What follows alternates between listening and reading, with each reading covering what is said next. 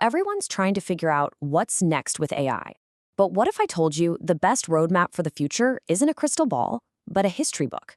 A new report from Morgan Stanley does exactly that, and it gives us this incredible guide for the revolution we're all living through.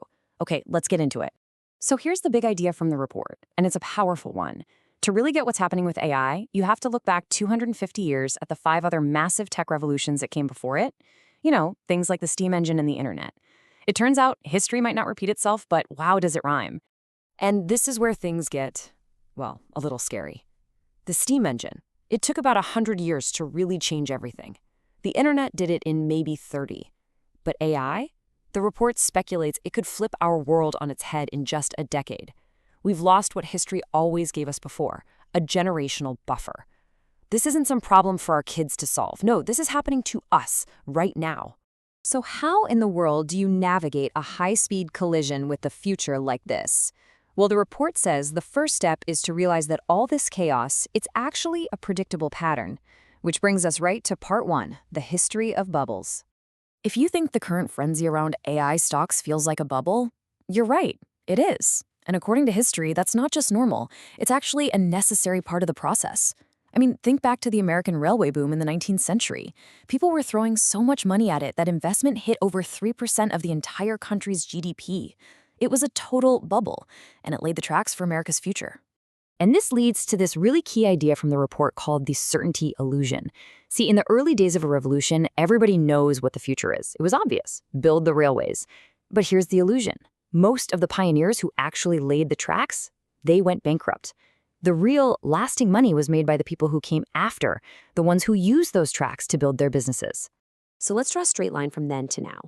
Back then, the bubble was railways and locomotives. Today, the bubble is in AI chips in these enormous data centers. The crucial takeaway is that right now, we are all living in the building the railway phase of AI. The biggest winners of this whole thing might not even exist yet. Okay, so if we are in that building the railway phase, what exactly are today's rails made of? That brings us to part 2, AI's new infrastructure. It's so easy to think of AI as this magical software just floating around in the cloud, but the report makes it super clear. The foundation of this revolution is brutally physical. It's built on real stuff, silicon chips, sprawling data centers. We're talking raw, incredible computing power.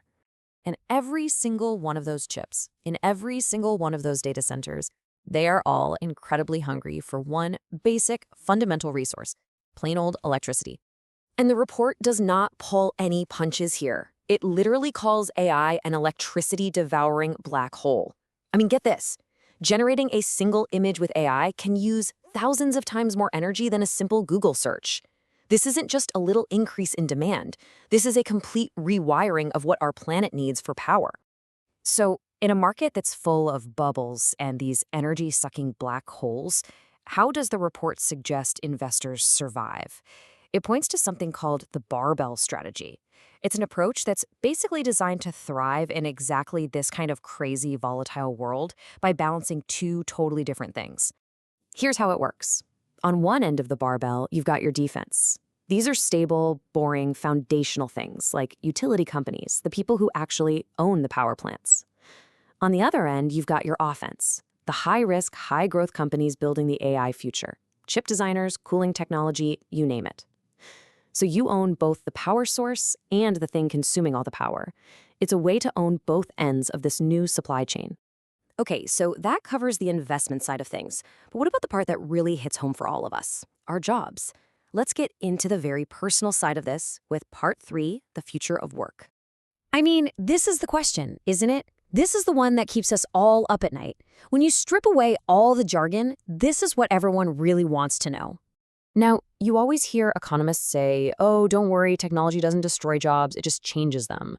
Well, the Morgan Stanley report has a pretty blunt response to that idea. It calls it a macro lie, and understanding that difference is absolutely essential.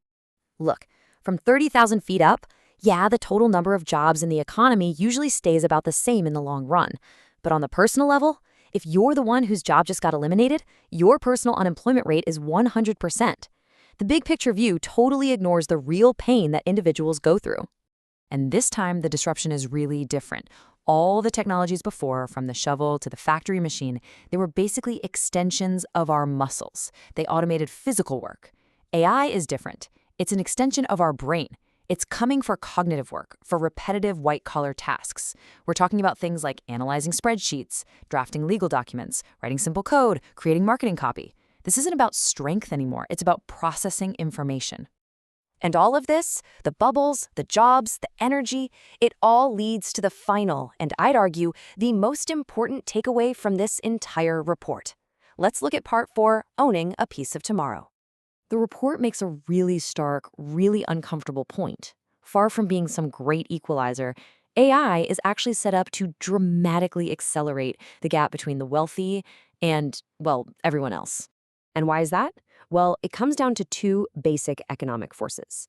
First, network effects. Simply put, the more data an AI has, the smarter it gets. So the big companies that already have tons of data, they just get further and further ahead. And second, it's incredibly expensive. Building this stuff costs billions of dollars, which means smaller companies can't even get in the game. Okay, so if AI is going to widen the wealth gap and totally reshuffle the job market, what is the path forward for a regular person? How do you not just get through this, but actually come out ahead? The answer, if you follow the logic of the report, requires a huge shift in your mindset. It means you have to stop thinking of yourself only as labor, as someone who just trades their time and skills for a paycheck. And you have to start becoming capital. The single best defense against being replaced by the new tools of production is to own a piece of those tools.